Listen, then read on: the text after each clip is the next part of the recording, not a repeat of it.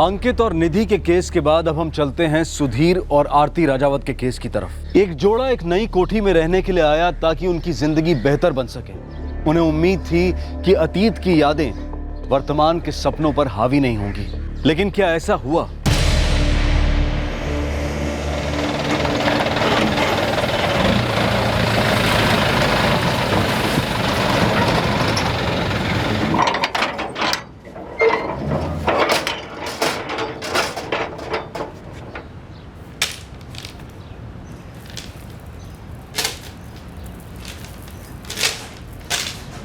अरे भाई साहब, आप चूल्हा यहाँ कैसे रख सकते? किचन का सामान किचन में रखिए ना। कितनी बार संभालूंगी मैं?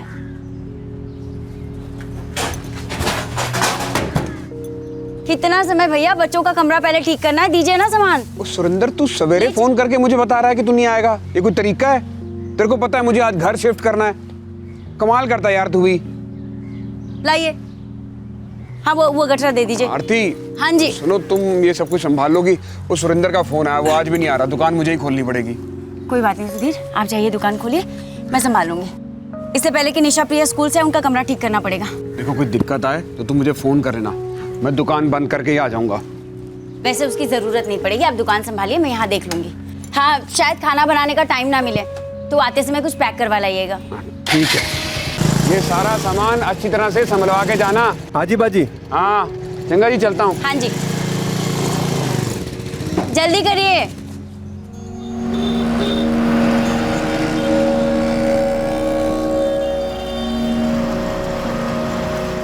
आप उम्मीद करते हो कि जगह और माहौल बदलने से हालात भी बदलेंगे, बेहतर होंगे, लेकिन उन लोगों का क्या जो कभी बदल नहीं सकते। अब भी और इसी वक्त अक्षय, निकल जा मेरे घर से। सर जी, अभी कहाँ जाऊंगा? एक दिन का टाइम दे दो। 1 मिनट भी नहीं, अभी के अभी अपना सामान उठाओ, निकल यहां से।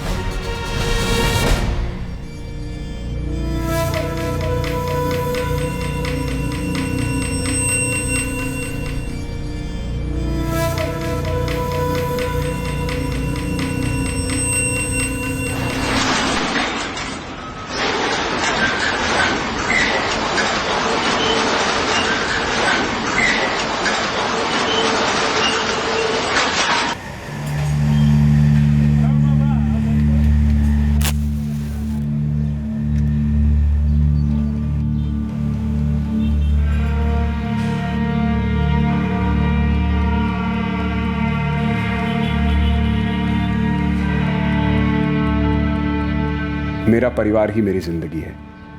मेरी बीवी आरती और मेरी बेटियां निशा और प्रिया। एक पिता को या एक मां को और क्या चाहिए? उनके बच्चों के लिए खुशहाल जिंदगी और अच्छी परवरिश। बेटा, कैसा लगा आप दोनों को अपना नया कमरा? रूम सेट कर लिया ना? हाँ पापा, मेरे स्कूल से आने से पहले ही मम्मी ने रूम सेट कर दिया था और ये रूम पहले वाले से भी ज्यादा बड़ा है। पापा, मुझे निशा दीदी की तरह बड़ा स्टडी टेबल चाहिए। अभी मैं फर्स्ट स्टैंडर्ड में पहुंच गई हूँ ना, इसलिए मुझे ढेर सारे होमवर्क मिलते हैं। आप थोड़े बड़े हो जाओ, फिर आपके लिए भी बड़ा सा स्टडी टेबल ले आएंगे। लो जी, आते ही डिमांड शुरू। खाना खाओ। आरती जी।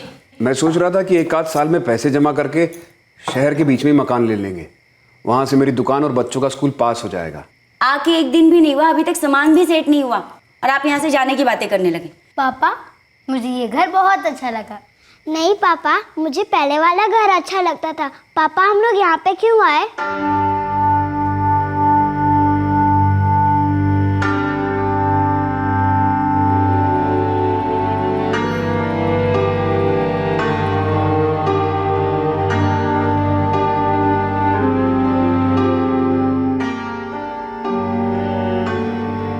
जो होना था वो हो चुका।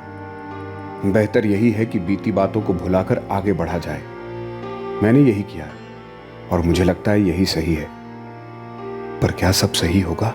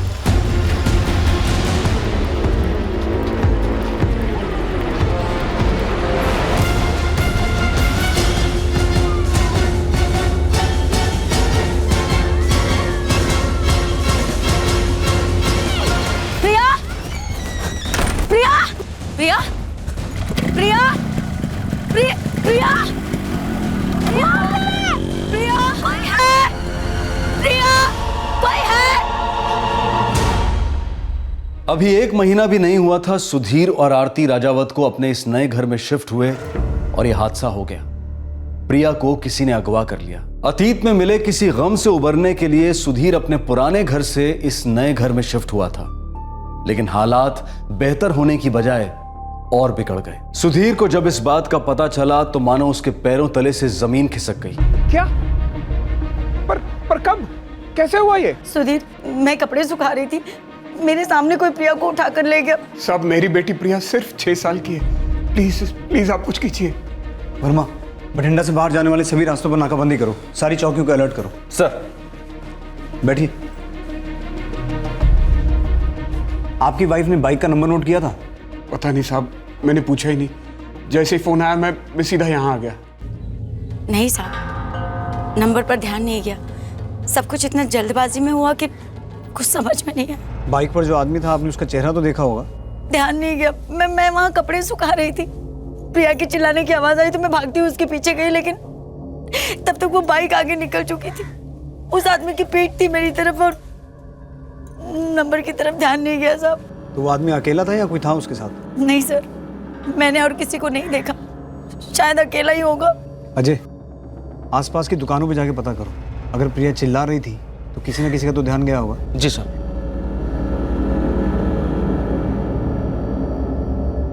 बेटा, आप कहाँ थे उस वक्त? आपने घर के आसपास किसी को देखा था? ये अंदर बैठकर पढ़ाई कर रही थी सर। देखिए, हमें प्रिया को ढूंढने में आसानी होगी अगर आप सब कुछ हमें साफ साफ बताएंगे। आपकी किसी के साथ कोई दुश्मनी या ऐसा कोई जो ऐसी हरकत कर सकता है? नहीं साहब, मैं तो एक छोटी सी दुकान चलाता हूँ, गाड़ियों के स्पेयर पार्ट्स की। मेरी किसी के साथ क्या दुश्मनी हो सकती है? मेरी प्रिया को ढूंढ लीजिए सर। पता नहीं मेरी बच्ची कहाँ होगी, किस हाल में होगी। हाथ जोड़ती हूँ, मेरी बच्ची को ढूंढ दीजिए।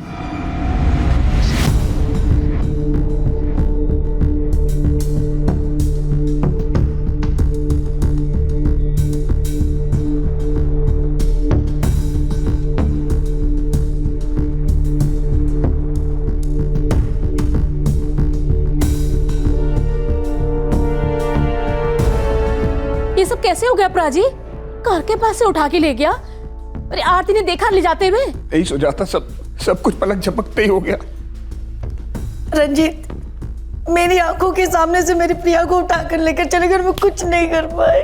देख, तू रो मत, कुछ नहीं होगा प्रिया को। जितनी जल्दी हो सके मैं वहाँ आता हूँ, और बीजी और पापा जी को भी ले आऊँगा। तू घबराइयो मत। सुनते हो जी, ओ रंजीत का फोन आया सी, प्रिया पुत्र नु किसी ने अगवा कर लिया। क्या? ये कैसे हो गया? वो आंगन में खेल रही थी, कोई उसे उठा के ले गया। लेकिन वो तो उनका नवा घर है ना? हाँ सर, 4 घंटे से बठिंडा आने जाने वाले सभी रास्तों पर नाकाबंदी करके रखी है, लेकिन प्रिया अभी तक स्पॉट नहीं हुई है। शायद किडनैपर ने प्रिया को कहीं छुपा के रखा है। वर्मा, मुझे लगता है उसे पता चल गया होगा कि मामला पुलिस ने अपने हाथ में ले लिया है। कुछ देर तो शांत बैठेगा, लेकिन मौका मिलते ही शहर से भागने की कोशिश जरूर करेगा, जो हमें होना नहीं देना है। 24 घंटे नाकाबंदी रहनी चाहिए। ये जो कोई भी है, बच्ची के साथ शहर से बाहर नहीं जाना चाहिए। सर, घर के आसपास की दुकानों से कुछ पता चला? जी नहीं सर, दरअसल दोपहर का टाइम था, इसलिए ज्यादातर दुकानें बंद थी। अजय शाम को फिर से दुकानदारों से बात करना शुरू करेगा। सभी दुकानदारों से पूछताछ करो, किसी ना किसी की नजर में तो जरूर आए होंगे। सुधीर और आरती के फोन भी टैप करो। अगर ये किडनैपिंग पैसों के लिए हुई है तो फिरौती का कॉल कभी भी आ सकता है।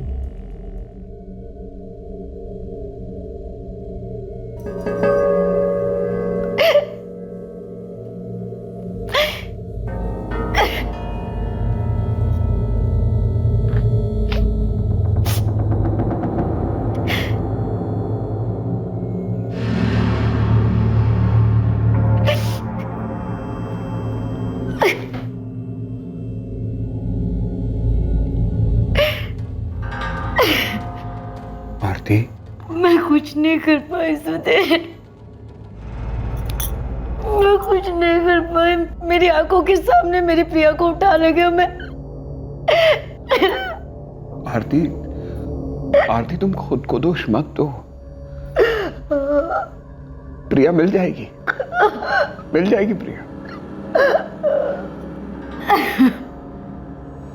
मैं आरती को हिम्मत देने की कोशिश कर रहा था, लेकिन मैं खुद अंदर से डरा हुआ था।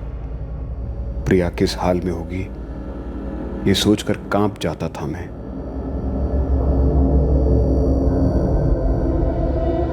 फिरौती के फोन का इंतजार हो रहा था पर कोई फोन नहीं आया। क्या इरादा था किडनैपर का, यह बात अभी तक साफ नहीं हुई थी।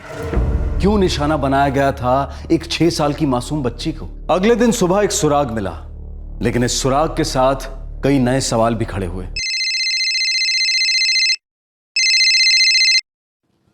हाँ जी साहब जी, बलविंदर नाम का बंदा है। सुधीर जी के घर की आगे की गली में इसकी एक लॉन्ड्री की दुकान है। इसने प्रिया को उस आदमी के साथ मोटरसाइकिल पर जाते देखा था साहब जी। साहब जी, मैं खाना खा के बर्तन धो रहा था, तब देखा था मैंने। तुम्हें उस आदमी का हुलिया याद है? हुलिया क्या साहब जी, मैं तो बंदे को ही पहचानता हूँ। कौन है वो?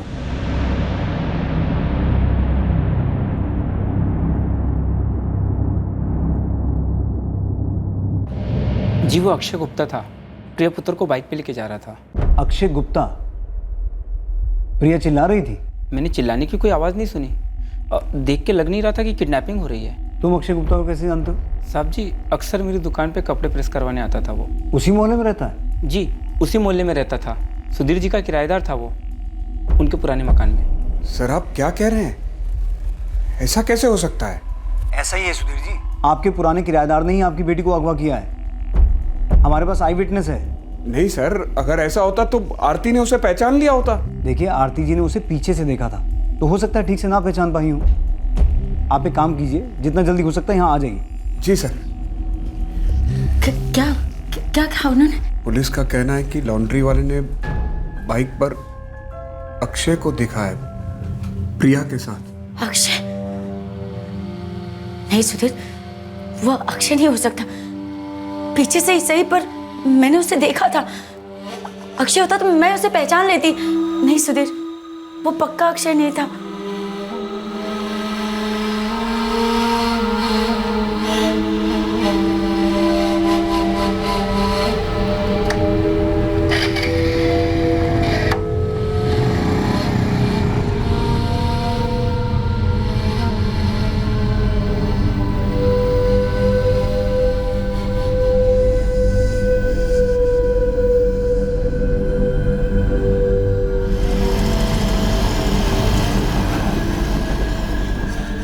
मैं जितना अपने अतीत से भागने की कोशिश कर रहा था, उतना ही वो मेरे सामने आ रहा था। मैं सब कुछ भुला चुका था, आगे बढ़ चुका था, लेकिन फिर से गुजरा हुआ कल लौट आया था। कुछ लोग कभी नहीं बदलते। सुधीर जी, अक्षय गुप्ता का नंबर दीजिए।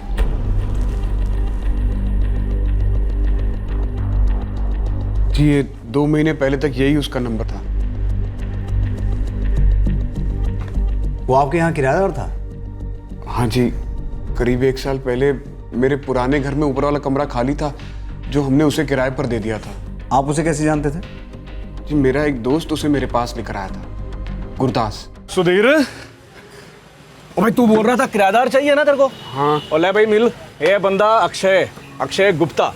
सत श्री अकाल जी। सत श्री अकाल जी। कुर्सी पढ़ लो। ओ भाई 2-3 हफ्ते पहले ही फरीदाबाद से आया है, बॉटलिंग की फैक्ट्री में काम करता है। ओ भाई आगे अपने बारे में बता दे वीरे। जी वो कुछ दिनों पहले ही काम शुरू किया है। अभी तनख्वाह तो ज़्यादा नहीं है, पर सीखने को बहुत मिल रहा है। अगर मेहनत से काम करता रहा तो आगे तनख्वाह भी ज़्यादा मिलने लगेगी। अच्छी बात है, मेहनत करने में विश्वास रखते हो। जी वो किस्मत का ताला तो मेहनत की चाबी से ही खुलता है। कल से आ जाओ रहने, घर के ऊपर एक कमरा है। जी, पर वो किराया कितना होगा जी? किराए की फिक्र ना करो, जितना तुम दे पाओगे उतना ही होगा। थैंक यू जी। 2 महीने पहले उसने आपका घर छोड़ दिया? जी। और उसके 1 महीने बाद आपने भी अपना घर बदल लिया? जी। अक्षय चला गया था या आपने उसे घर से निकाल दिया था? जी मैं... देखिए सुधीर जी, अगर अक्षय ने ये किडनैपिंग की है तो उसकी कोई वजह होगी। कुछ ना कुछ तो हुआ होगा आप लोगों के बीच। नहीं सर, ऐसा कुछ भी नहीं हुआ था। जरूर आप ही को कोई गलत फहमी हुई है। और फिर मेरी पत्नी ने उस आदमी को भागते हुए देखा था और उसका कहना है कि वो अक्षय नहीं था। लॉन्ड्री वाले बलविंदर का कहना है कि जब अक्षय आपके घर किराए पर रहता था तो उसकी दुकान पर कपड़े प्रेस करवाने के लिए आता था। वो भी उसे अच्छी तरह से पहचानता है। हो सकता है आपकी बीवी को गलतफहमी हुई हो। सुधीर जी, अगर हम ये मान के चलें कि अक्षय ने ये किडनैपिंग की है तो उसकी 2 ही वजह हो सकती हैं। या तो आपसे पैसे ऐंठने के लिए या फिर आपसे बदला लेने के लिए।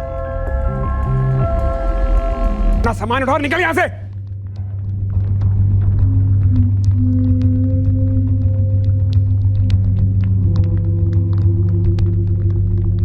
बदला? लेकिन किस बात का? अक्षय हमारा घर 2 महीने पहले छोड़कर चला गया था, वो अचानक किस तरह आएगा? वो भी ऐसा कुछ करने, मुझे नहीं लगता। ठीक है, आप जा सकते हैं अभी। जी।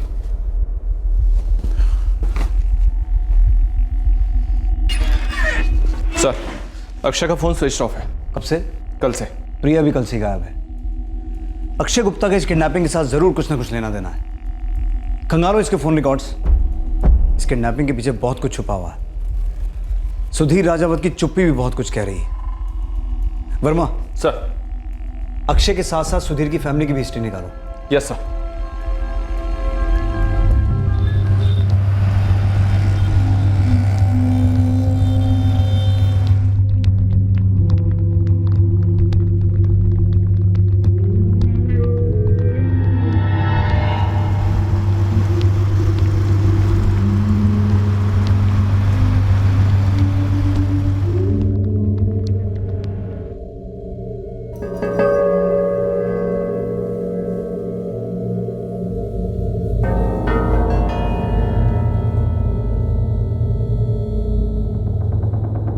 बाय रिया, कल मिलते हैं।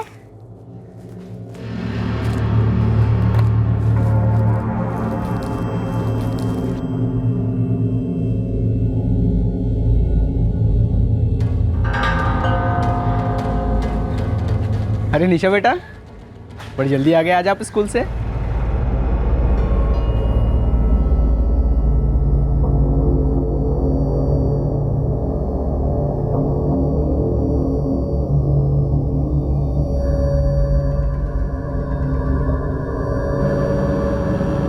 हाँ जी, सारे पार्ट सवेरे तक पहुंच जाएंगे जी। चंगा ही चंगा चंगा। पापा, हाँ बेटा।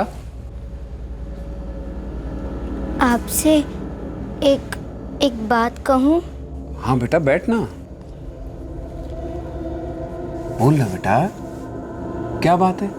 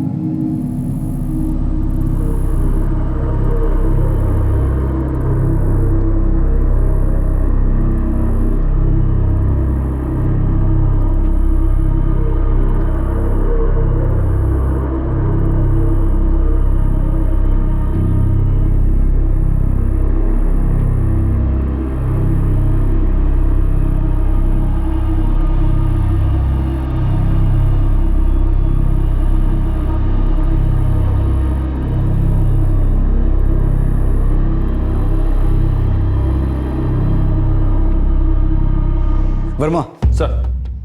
अक्षय के साथ साथ सुधीर की फैमिली की भी हिस्ट्री निकालो। Yes sir.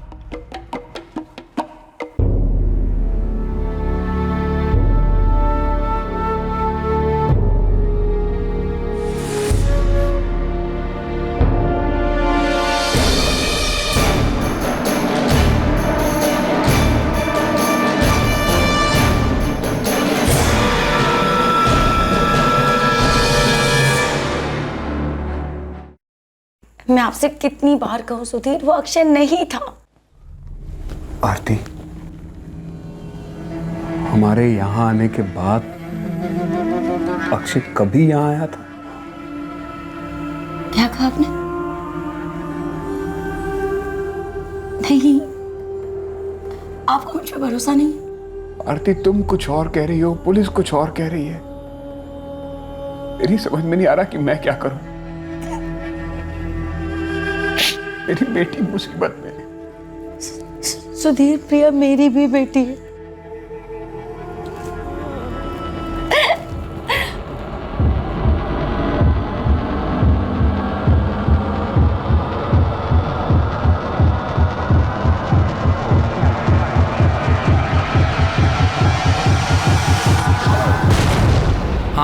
सुधीर साहब काफ़ी अच्छे आदमी हैं, 2 साल काम किया मैंने उनकी दुकान पे। लेकिन तू ये इंटरव्यू क्यों ले रहा है मेरी? अबे मैं तो ऐसे ही पूछ रहा था, उनकी बेटी को कोई उठा ले गया ना? हाँ यार, बड़ी प्यारी बच्ची थी, 1-2 बार मिला उसको दुकान पे, लेकिन वही ना, बेचारी की किस्मत ही खराब थी। पहले माँ को खो दिया, अब बेचारी खुद ही। माँ को खो दिया और नहीं सलीम पाई? आरती, उसकी माँ तो जिंदा है ना? अरे नहीं, मैं उसकी छवि माँ की बात कर रहा हूँ। उसके पैदा होने के कुछ दिन बाद ही गुजर गई थी। मतलब उसके बाद तो सुधीर साहब काफ़ी टूट ही गए थे।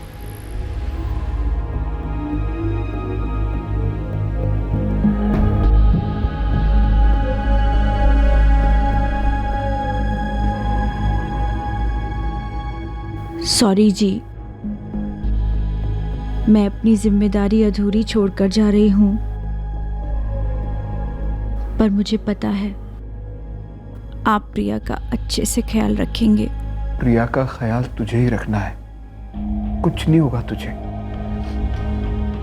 बस तू आराम कर, सब ठीक हो जाएगा। प्रिया की अच्छे से देखभाल हो।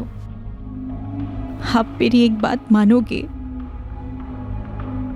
आप दूसरी शादी कर लेना, आपको सहारा भी मिल जाएगा और प्रिया को माँ। आप दोनों खुश रहो, और मुझे क्या चाहिए?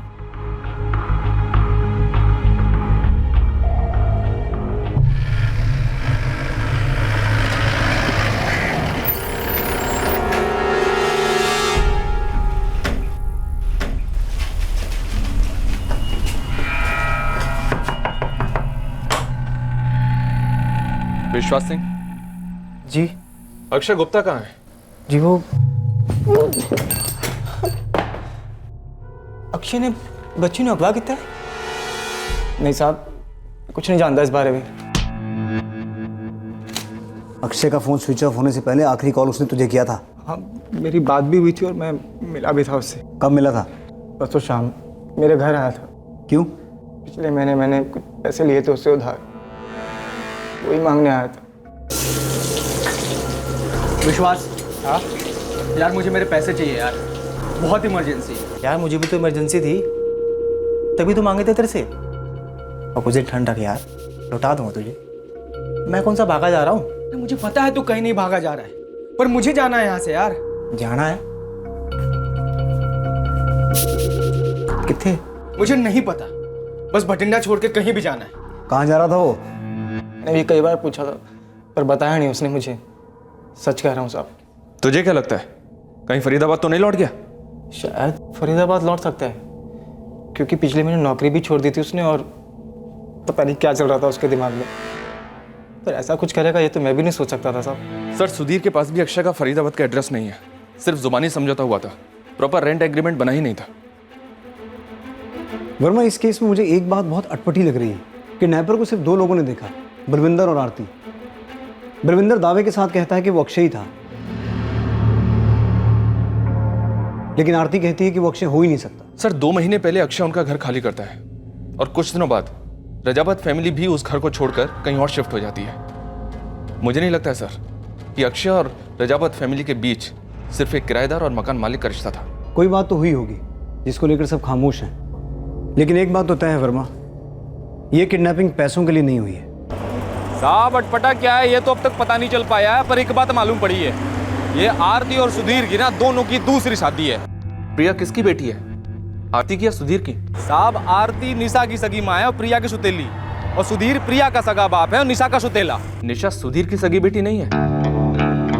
कहीं ये कोई प्रॉपर्टी का मामला तो नहीं? कहीं ऐसा तो नहीं कि आरती ने निशा को इकलौता वारिस बनाने के लिए प्रिया को गायब करवाया हो? साहब, ऐसी कोई बात तो अभी सामने नहीं आई है, पर मेरी सर्चिंग चालू है। परमिंदर, इस अक्षय का ठिकाना ढूंढो बहुत जल्दी, वो जरूर शामिल है इस केस में।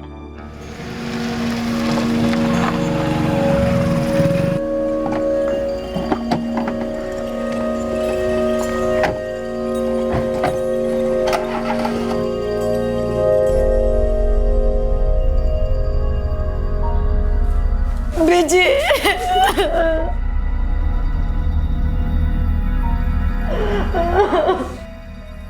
पुलिस को कुछ पता चला प्रिया के बारे में? पुलिस वालों का कहना है कि प्रिया को अक्षय उठा के ले गया है। अक्षय? वो आपका किराएदार? पर पुत्र, तू तो कह रही थी तूने उस बाइक वाले को पहले कभी देखा ही नहीं था। जितना मुझे ध्यान है वो अक्षय नहीं था, कोई और था पापा जी। पर अक्षय ऐसा क्यों करेगा? वो तो किराएदार था ना आपका। पता नहीं, मुझे कुछ नहीं पता।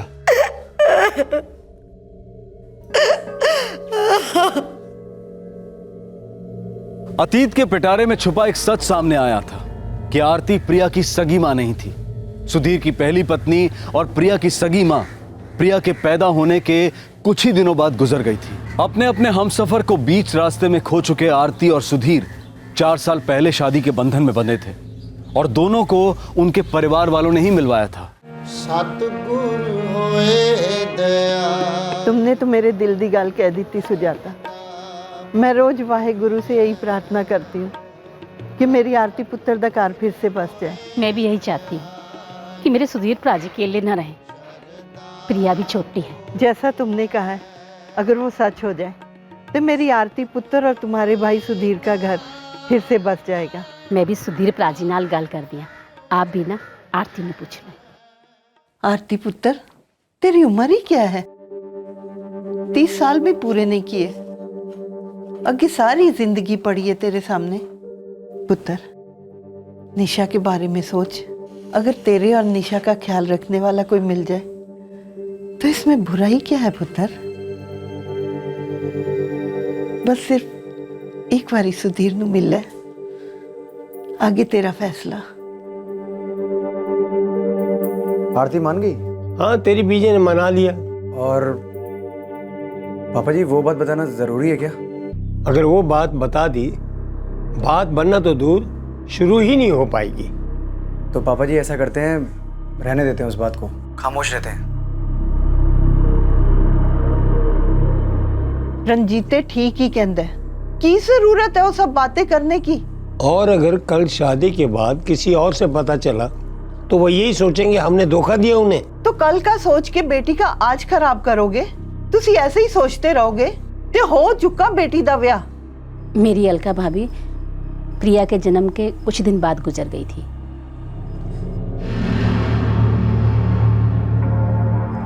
आरती ने शादी के 7 साल बाद ही अपने पति को खो दिया। समरजीत नाम था उसका। कार एक्सीडेंट हुआ था उनका और वहीं उनकी मौत हो गई।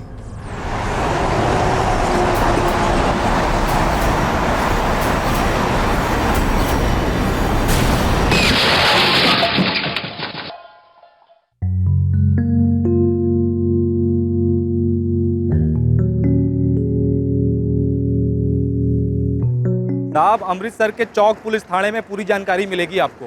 वहीं दर्ज हुआ था मामला। मामला प्रिया से ताल्लुक रखता है? नहीं साहब, उसकी सौतेली मां आरती से।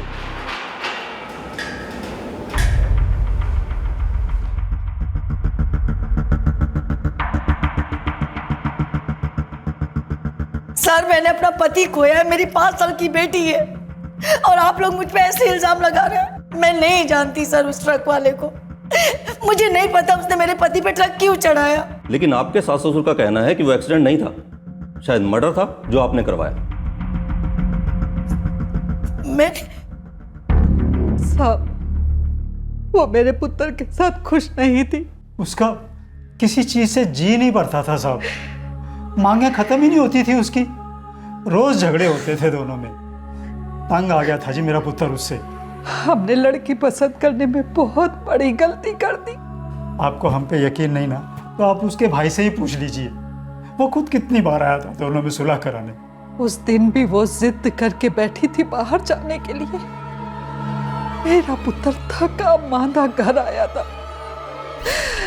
पर उसकी जिद के आगे वो उसे हार मान कर बाहर लेकर गया था। उसके बाद मेरा पुत्र लौट के घर नहीं आया साहब, और मुझे पूरा यकीन है ये सब आरती ने ही करवाया है। उसी ने मार डाला मेरे पुत्र को। पूरी तैयारी की थी उसने मेरे पुत्र को खत्म करने की। साहब, आज 3 दिन हो गए, मेरी बेटी की कोई खबर मिली? हम पूरी कोशिश कर रहे हैं सुधीर जी। अक्षय फरार है, उसका फोन सर्विलेंस पर रखा है हमने। फरीदाबाद पुलिस को भी अलर्ट कर दिया गया है। सर, आप जब इतना सब कुछ कर रहे हैं तो फिर मेरी बेटी क्यों नहीं मिल रही है? क्योंकि आप बेजुबान हैं और हमें बता नहीं रहे। कि आपके और अक्षय के बीच आखिर रंजिश क्या थी। सर मैंने आपसे कितनी बार कहा है कि अक्षय के साथ मेरी कोई दुश्मनी नहीं थी। मैंने उसे कमरा खाली करने के लिए इसलिए कहा था क्योंकि हम लोग नए घर में शिफ्ट करने वाले थे। और शिफ्ट होने के 2 महीने बाद आपकी बेटी किडनैप हो गई और उसी दिन अक्षय को बाइक पर प्रिया के साथ देखा गया था। अब उसका फोन बंद है। फिरौती के लिए भी आपको कोई फोन नहीं आया। सुधीर जी, क्या आपको अभी नहीं लगता कि अक्षय ये सब कुछ आपसे अपनी दुश्मनी निकालने के लिए कर रहा है? मुझे नहीं पता साहब, मुझे सिर्फ इतना पता है कि मेरी 6 साल की बेटी अगवा हुई है और वो मिल नहीं रही है। प्लीज प्लीज आप उसे ढूंढिए, प्लीज ढूंढिए। सर, अमृतसर की चौक पुलिस ने आरती को 6 महीने जेल में रखा था। उसके खिलाफ कोई सबूत ना मिलने की वजह से उसे रिहा कर दिया गया। पर सर, समरजीत के माँ बाप इस बात से खुश नहीं थे। उन्होंने फिर से इंक्वायरी की मांग की। लेकिन दूसरी इंक्वायरी के बाद भी यही कहा गया कि वो एक्सीडेंटल डेथ का ही केस था। सर, उस केस में भी आरती पर शक था, पर उसका इन्वॉल्वमेंट नहीं था। हो सकता है इस केस में भी ऐसा ही हो। अब ये तो प्रिया के मिलने के बाद ही पता चलेगा।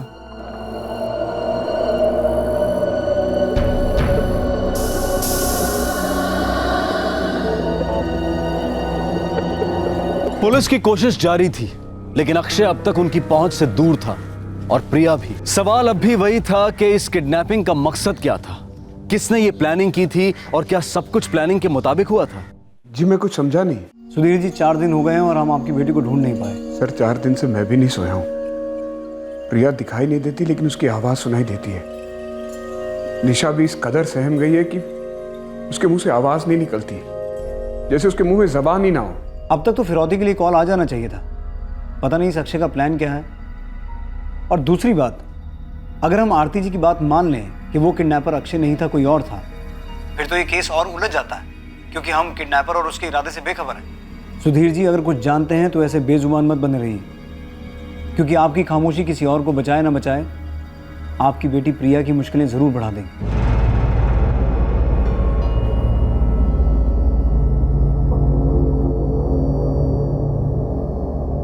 पापा, आपसे एक बात कहूँ? बोल ना बेटा, क्या बात है? पापा, वो अंकल है ना? कौन अंकल? अक्षय अंकल। कुछ कहा है क्या अक्षय अंकल ने? वो रोज घर पे आते हैं। बेटा, अब वो हमारे किराएदार हैं, पेइंग गेस्ट। अब ऊपर वाला कमरा उनका है। जैसे पापा रात को घर पे काम से वापस आते हैं, वैसे ही वो भी काम से घर पर आते हैं। और वो रात का खाना भी तो हमारे साथ ही खाते हैं, मेरे साथ चाय भी पीते हैं। इसमें कुछ गलत नहीं है।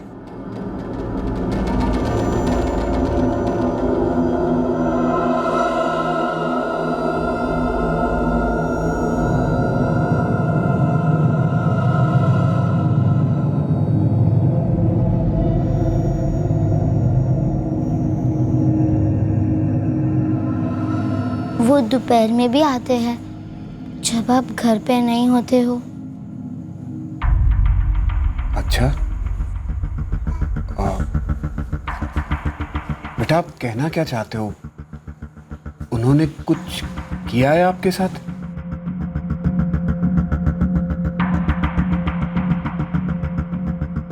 उस दिन मैं बीमार थी, स्कूल नहीं गई थी।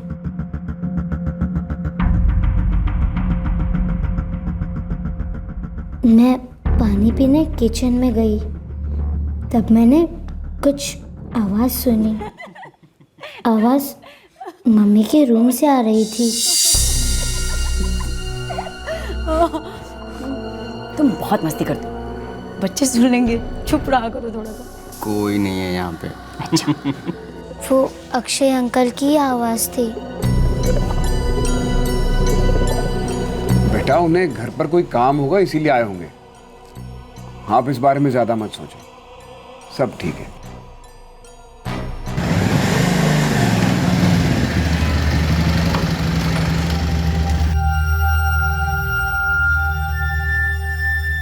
निशा की बात को उस दिन मैंने नजरअंदाज कर दिया, पर 1 हफ्ते बाद मेरी नजरों पे बड़ा पर्दा उठा। मैं उस दिन घर जल्दी आ गया था। निशा और प्रिया स्कूल में थे। तो छोड़ दो ना सुधीर को और चलो मेरे साथ। यहाँ क्या दिक्कत है? तुम जब चाहो तब आ सकते हो, जो चाहो वो कर सकते हो। तुम्हें कौन रोकता है?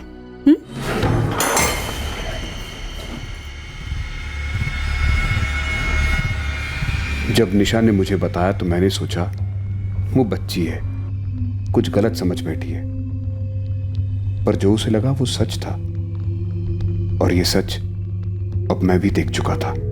अब भी और इसी वक्त अक्षय निकल जा मेरे घर से। सर जी अभी कहाँ जाऊंगा, एक दिन का टाइम दे दो। 1 मिनट भी नहीं, अभी के अभी ना सामान उठाओ, निकल यहां से।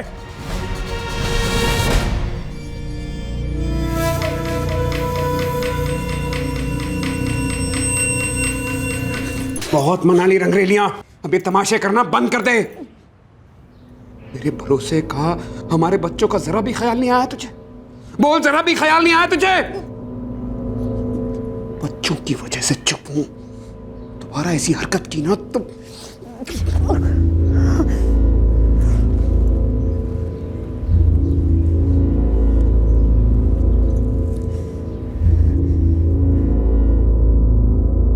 मैंने इस बारे में खामोश रहना ही बेहतर समझा, किसी को नहीं बताया।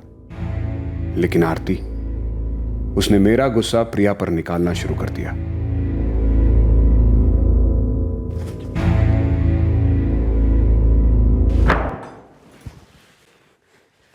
ये मत समझना कि मुझे कुछ पता नहीं चल रहा है, सब देख रहा हूं मैं। तुम प्रिया के साथ कैसे पेश आती हो, तुम हाथ उठाती हो उस पर। अगर अब और ज्यादती की तो बर्दाश्त नहीं करूंगा, तलाक दे दूंगा तुम्हें। दे दो ना, तलाक दे दो। तुम्हारे साथ रहना भी कौन चाहता है, लेकिन एक बात याद रखना, मेरी और निशा के खर्चे के पैसे देना, बड़ी बड़ी तलाक देने वाले। एक पैसा नहीं मिलेगा तुझे, सिर्फ बदनामी मिलेगी। और ये मत सोचो इतनी आसानी से छोड़ दूंगा तुझे। अगर मैंने ये रिश्ता तोड़ा तो तेरा घमंड भी तोड़ूंगा। तेरी इस काली करतूत के बारे में सबको बताऊंगा जाके मैं। और ये मत भूलियो कि तुझे रंगरेलियां मनाते हुए सबसे पहले तेरी अपनी बेटी ने देखा है। अरे किस मुंह से उसे कोर्ट में झूठा साबित करेगी तू, बोल। हैं?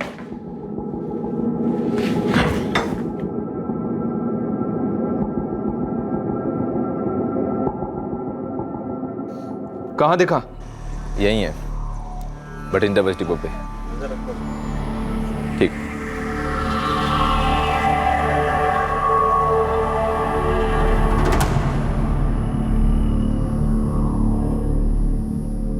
हाथ से जाना नहीं चाहिए। जो कि नजर रखे हुए सर।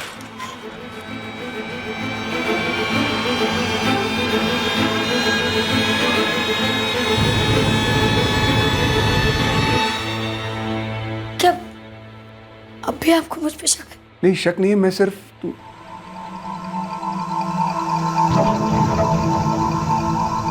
सच बताना आरती, क्या अब भी तुम्हें मुझसे कोई नाराजगी है? नहीं, बिल्कुल नहीं। और जो कुछ भी हुआ था उसे मैं बहुत पीछे छोड़कर आ गई हूँ। मैंने जो किया था सुधीर, मुझे अब भी उस बात का बहुत पछतावा है।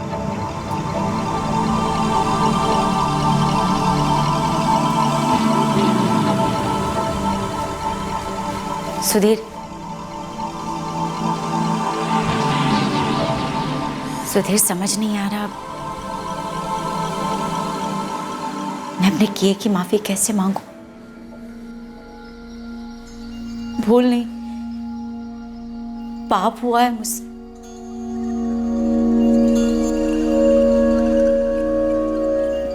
पता नहीं मुझे क्या हो गया था।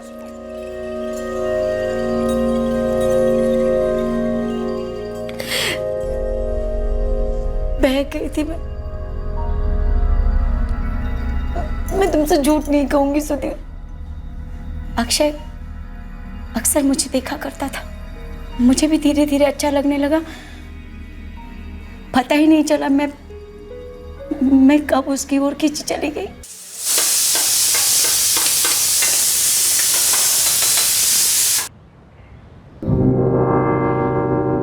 क्या हुआ, मेरा छूना अच्छा नहीं लगा? मैं भी क्या पूछ रहा हूँ। अगर मेरा छूना अच्छा नहीं लगा होता कब का पीछे हट जाती, या फिर मुझे धक्का दे दिया होता। अक्षय, वो मैं पता है मुझे, शादीशुदा हो तुम। दो बच्चों की माँ हो पर बहुत खूबसूरत हो। मैं कब से इस दिन का ख्वाब देख रहा था, अब जाके पूरा हुआ है। अंदाजा था मुझे, पर आग इतनी भड़क रही है दोनों तरफ, मुझे नहीं पता था।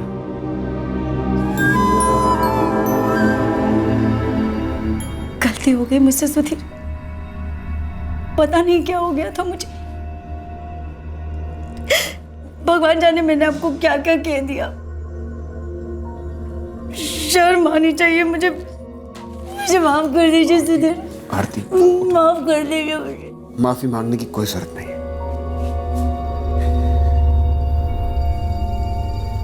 तुम्हें अपने किए पर पछतावा है, इतना ही बहुत है। इस घर में, मेरी जिंदगी में तुम्हारे लिए हमेशा जगह है। बस ये मान लो कि कुछ देर के लिए तुम घर से बाहर चली गई थी, पर अब घर वापस आ गई हो। अच्छी बात यह है कि हम फिर से एक नई शुरुआत करेंगे।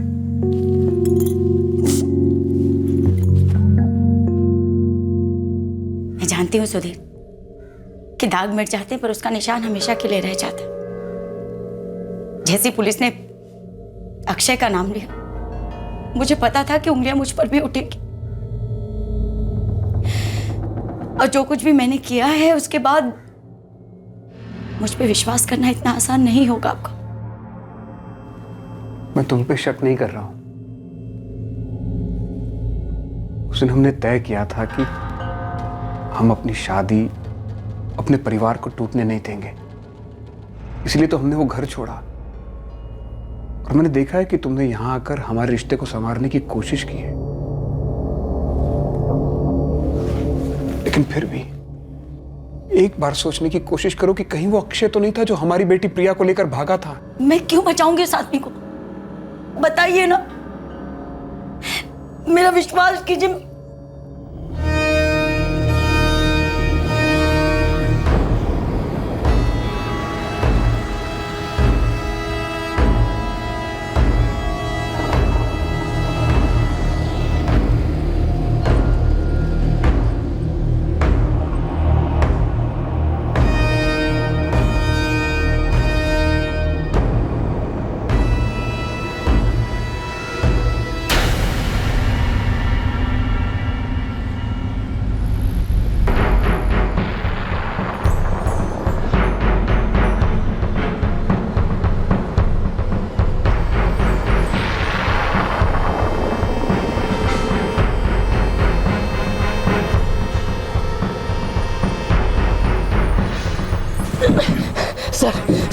सर मैंने कुछ नहीं किया, मुझे नहीं पता प्रिया कहाँ है सर। मैंने पूछा प्रिया के बारे में, मैंने पूछा प्रिया कहाँ है। चल बोल भी दे, पहलने वाला तो हूं मैं तुझे। बोल। सर मैंने एक जगह पे छुपा के रखा है उसको। किसके पास? किसी के पास नहीं सर, एक खाली मकान है वहां पर छुपा के रखा है। चल लेके चल, अभी लेके चल। चल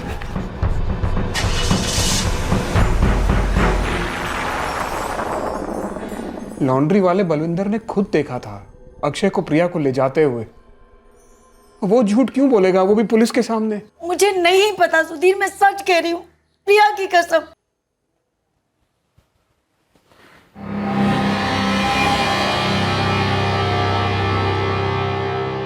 पापा। हाँ बेटा।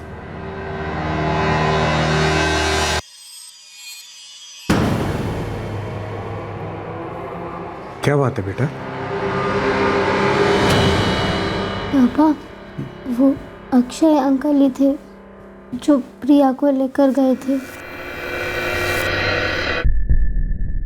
मम्मी ने ही भेजा था प्रिया को अक्षय अंकल के साथ।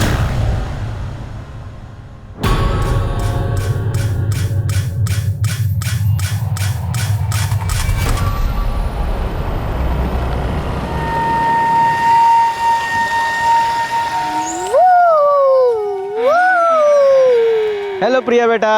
हेलो। कैसे हो? ठीक हूँ। प्रिया बेटा, पापा ने तुम्हें बुलाया है दुकान पर, इसलिए अक्षय अंकल तुम्हें लेने के लिए आए। चलो। बाइक से जाएंगे? बिल्कुल बाइक से जाएंगे, बहुत मजा आएगा। निशा दीदी को भी लेके चल रहे, मैं अभी उसको बुलाती हूँ। नहीं बेटा, पापा ने तुम्हें अकेले बुलाया है। वो तुम्हें स्टडी टेबल चाहिए था ना, बड़ा वाला, वो दिलाने के लिए। निशा दीदी अभी होमवर्क कर रही है, इसलिए तुम जाओ अंकल के साथ, बहुत मजा आएगा बाइक पे। चलो पापा के पास। बहुत मजा आएगा। बहुत मजा आएगा, चलो।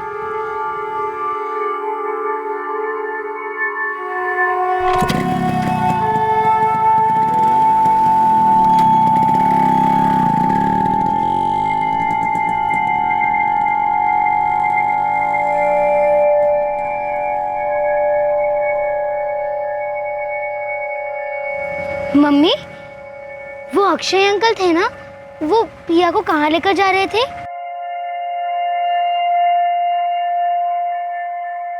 पापा, मम्मी मुझे रोज डराती थी, कहती थी अगर मैंने आपको बोला तो वो मुझे मार देंगी। मैं मार दूंगी तुझे?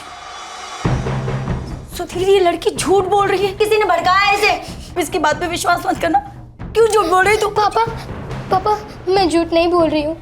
अक्षय अंकल 2-3 बार घर पे भी आए थे, मम्मा अभी भी उनसे बात करती है। मैं कह रही हूँ लड़की पागल हो गई है, दिमाग खराब हो गया इसका। हेलो सुधीर जी, अक्षय मिल गया है। प्रिया मिल गई? जी मिल गई, पर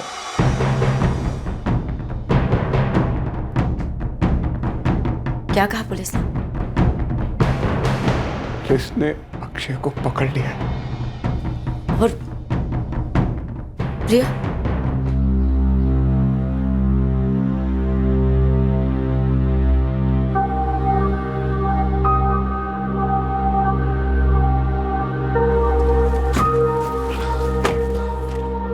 कहाँ है? सर वो उस घर में।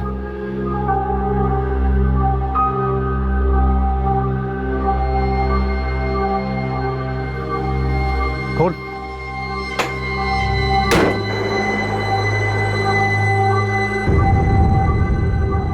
कहाँ है प्रिया? बेड के नीचे।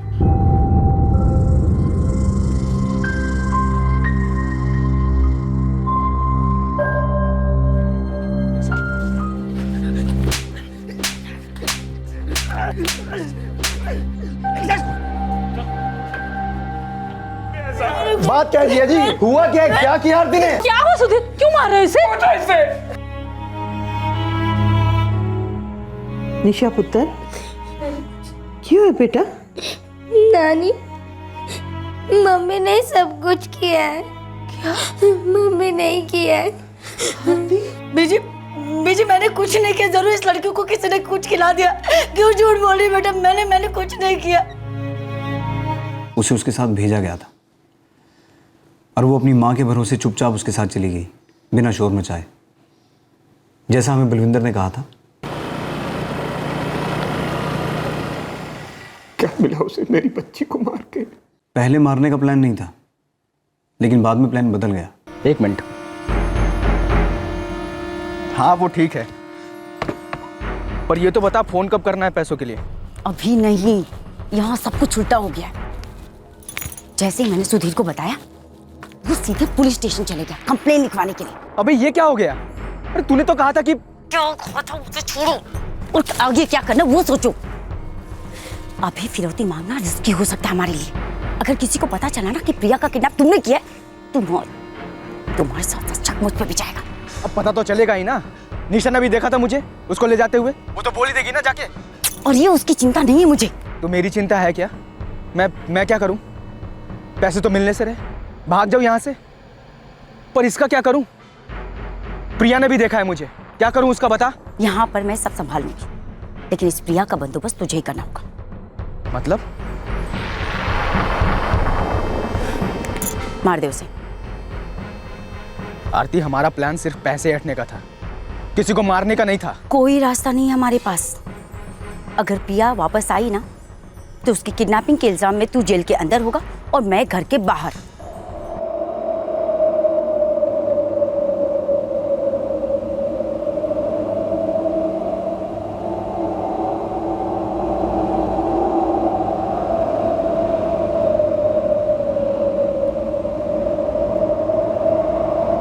जिस दिन अक्षय प्रिया को ले गया था, उसे उसी दिन मार दिया था। आरती ने किया ये सब। मैंने सच्चे दिल से उसे माफ किया था।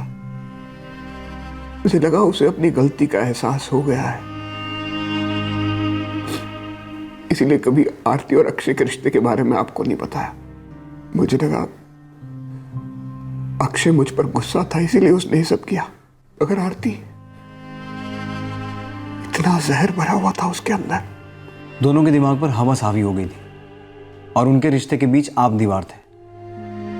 कोई पछतावा नहीं था आरती को, सब नाटक था अपनी अय्याशियों को पूरा करने का। मेरी बच्ची झूठ बोली, उसे किसी ने सिखा दिया है। मैंने कुछ नहीं किया सर, मेरा विश्वास कीजिए, मैंने कुछ। बस! तुम अपना इल्जाम अक्षय के सर मरने की कितनी भी कोशिश करो, लेकिन सच नहीं बदलने वाला। और इस केस में अक्षय नहीं, निशा भी गवाह है। और तुम्हारा वो दूसरा सेल फोन जो अक्षय ने तुम्हें दिया था, वो भी ट्रेस हो गया है, जिस पर तुमने सारी प्लानिंग की थी। तुम्हारा पति बहुत भोला है आरती, उसे एक बार भी तुम पर शक नहीं हुआ। तुमने उसके साथ बेवफाई की, उसने तुम्हें माफ कर दिया, लेकिन तुमने दोबारा धोखा दिया उसे। मुझे उसके साथ नहीं रहना था, मैं उसे तलाक देने को भी तैयार थी, पर सुधीर मुझे पैसे नहीं देना चाहता था। इसी बहाने मुझे बांध कर रखना चाहता था और मैं उससे छुटकारा पाना चाहती थी। मुझे अक्षय के साथ रहना था। तो चली जाती अक्षय के साथ।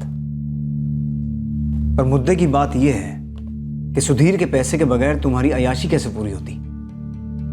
तुम्हें अक्षय का साथ और सुधीर का पैसा दोनों चाहिए थे, और तुम्हारे इसी लालच ने एक 6 साल की मासूम बच्ची की जान ले ली। मैं ऐसा कभी नहीं चाहती थी सर,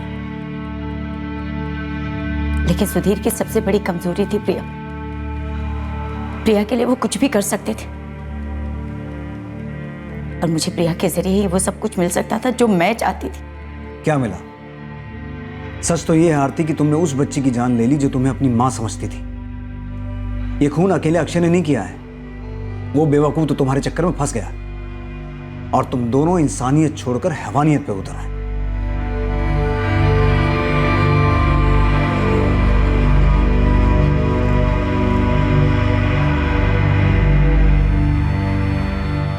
सुधीर जी, आपको शादी से पहले आरती के बारे में सब कुछ बताया गया था? मेरा मतलब है उसके पहले पति की मौत के बारे में।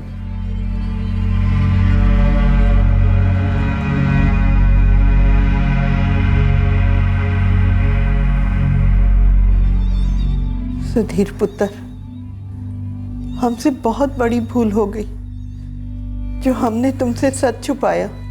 हम स्वार्थी हो गए थे। हम तुम्हारी हालत को समझते हैं, अब हम देखभाल करेंगे निशा की। निशा मेरी बेटी है,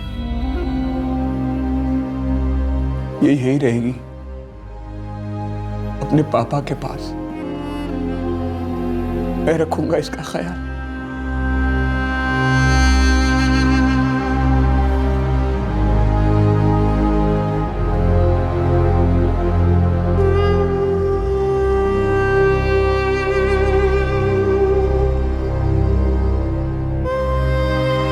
मुझे आरती को अक्षय के साथ जाने देना चाहिए था।